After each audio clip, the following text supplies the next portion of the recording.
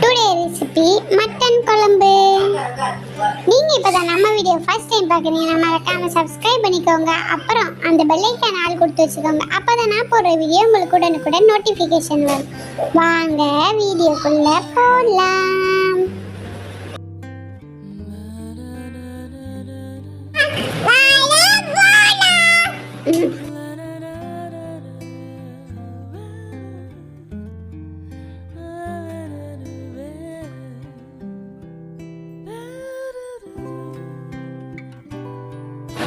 Mutton குழம்பு செய்கிறதுக்கு தேவையான அளவு மட்டன் எடுத்து வச்சுருக்கேன். வாஷ் பண்ணிவிட்டு 2 பெரிய வெங்காயம் 2 பெரிய தக்காளி வெட்டி வச்சுருக்கேன். இப்போ கடாயை அடுப்பில் வச்சுட்டு குக்கர் நல்லா சூடானதும் எண்ணெய் தேவையான அளவு எண்ணெய் ஊற்றிக்கோங்க. இது நம்ம தண்ணி குழம்பு மாதிரி தான் வச்சுருக்கோம், அதனால் மசாலாலாம் அதிகமாக தேவைப்படாது. சட்டி நல்லா சூடானதும் தேவையான அளவு எண்ணெய் ஊற்றிக்கோங்க.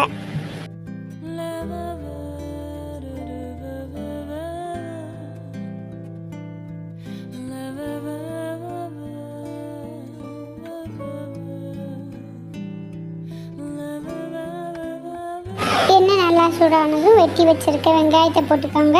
என்னடா பட்டை கிராம்பு ஏலக்காய்லாம் போடலையே அப்படின்னு பார்க்காதீங்க. நான் அதுக்கு தூள் அரைச்சி வச்சுருக்கேன். இந்த போடுறேன்ல, இது பட்டை கிராம்பு ஏலக்காய் இன்னும் நிறையா இது சேர்த்து தான் இந்த தூள் அரைச்சி வச்சுருக்கேன். நீங்கள் பட்டை கிராம்பு போடுறதுக்கு பதிலாக இது போட்டிங்கன்னா வாசமாகவும் இருக்கும், அதே சமயத்தில் நல்ல மணமாகவும் இருக்கும். இதோடைய ரெசிபி வேணும்னா என்னுடைய சேனல்லையே இருக்குது, போய் செக் பண்ணி பாருங்கள். பிரியாணி மசாலான்னு டைட்டில் இருக்கும், நான் லிங்க்கு கூட கொடுக்குறேன் கமெண்ட் பாக்ஸில். இது நல்லா வதங்கினதுக்கப்புறம் தேவையான அளவு கொத்தமல்லி தழையை இது கூட சேர்த்துக்கலாம்.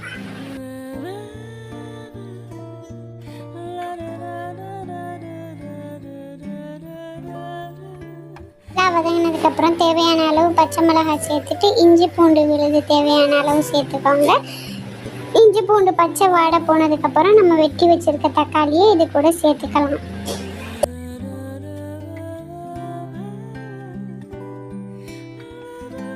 இது கூட தேவையான அளவு உப்பு சேர்த்துக்கோங்க. அதுக்கப்புறமா நான் இன்னைக்கு குழம்புக்கு உருளைக்கிழங்கு சேர்க்குறேன். நான் 2 வெட்டி வச்சிருக்க உருளைக்கிழங்கை இது கூட இப்போவே சேர்த்துக்கிறேன்.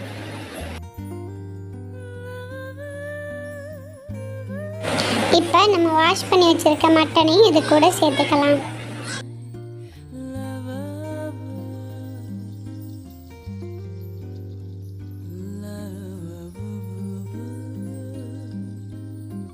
இந்த குழம்புக்கு மசாலாலாம் அதிகமாக சேர்க்காத நம்ம குழம்பு மசாலா தூளும் அதுக்கப்புறமா மிளகாய் தூள் மட்டும்தான் சேர்க்க போகிறோம். தேவையான அளவு உங்களுக்கு காரத்துக்கு ஏற்ப பார்த்து சேர்த்துட்டு தேவையான அளவு தண்ணி போட்டு விசில் போட்டு மூடி எடுத்தீங்கன்னா சிம்பிள் அண்ட் டேஸ்டியான மட்டன் குழம்பு ரெடி ஆகிடும். நீங்கள் இப்படி செஞ்சு பார்த்துட்டு எப்படி இருந்துச்சுன்னு கமெண்ட் பண்ணுங்க.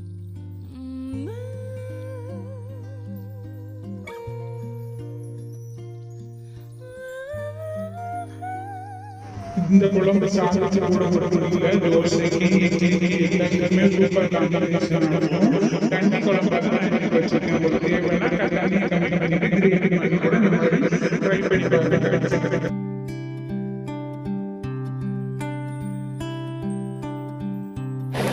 நெக்ஸ்ட் ரெசிபி என்னென்னு பார்க்கலாம். இன்னைக்கு புடலங்காய் கூட்டு தான் செய்ய போகிறோம், அதுவும் முட்டை போட்டு செய்ய போகிறோம். வாங்க எப்படி செய்கிறதுன்னு வீடியோக்குள்ளே போய் பார்க்கலாம். இது செய்கிறதுக்கு ஒரு கடாயை அடுப்பில் வச்சுக்கோங்க. கடாய் நல்லா சூடாகினாலும் தேவையான அளவு எண்ணெய் ஊற்றிக்கோங்க.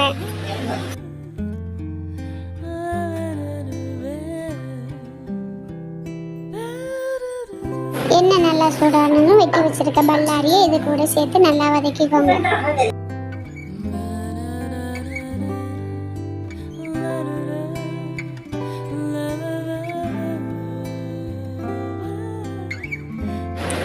இது கூட தேவையான அளவு கடுகு சேர்த்துக்கோங்க. எண்ணெய் ஊற்றினோன்னே சேர்க்கணும், நான் மறந்துட்டதுனால இப்போ வெங்காயத்துக்கு அப்புறம் போட்டுக்கிறேன். அப்புறம் கருவேப்பிலை காஞ்ச மிளகா இது கூட சேர்த்து நல்லா வதக்கி எடுத்துக்கோங்க.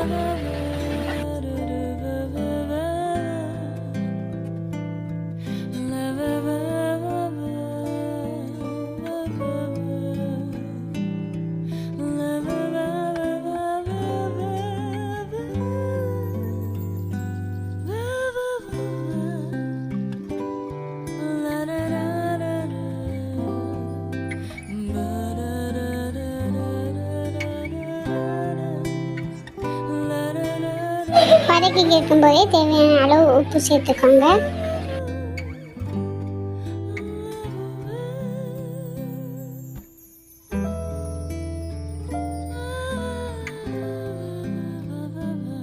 நீங்கள் இது கூட விட்டுலாம் மிளகா போட்டிருக்கனால நான் இன்னைக்கு கொஞ்சோன்னு மிளகாத்தூளும் இது கூட சேர்த்துக்கிறேன். நீங்கள் காரத்தை பார்த்து சேர்த்துக்கோங்க. இது கூட நம்ம வெட்டி வச்சுருக்க புடலங்காயை சேர்த்து நல்லா வதக்கி எடுத்துக்கலாம்.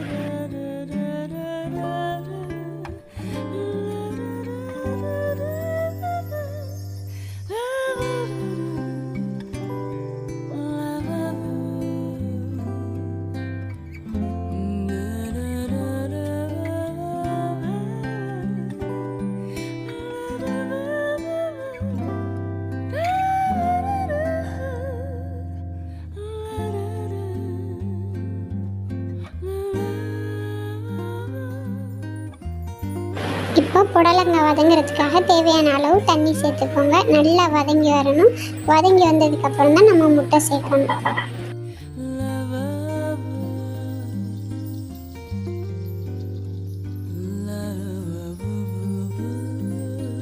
இந்த அளவுக்கு வதங்கி வந்ததுக்கப்புறம் நான் இன்னைக்கு 2 முட்டை சேர்க்குறேன். நீங்கள் எந்த அளவுக்கு புடலங்காய் எடுக்கிறீங்களோ அந்த அளவுக்கு முட்டை அதிகமாக சேர்த்தா இன்னும் நல்லா டேஸ்ட்டாக இருக்கும். 2 முட்டையும் ஊற்றி கொஞ்சம் நேரத்துக்கு இந்த மாதிரி வச்சுட்டு அப்புறமா கிண்டி எடுத்தா சிம்பிள் அண்ட் டேஸ்டியான புடலங்காய் முட்டை கூட்டு ரெடி ஆயிரும்.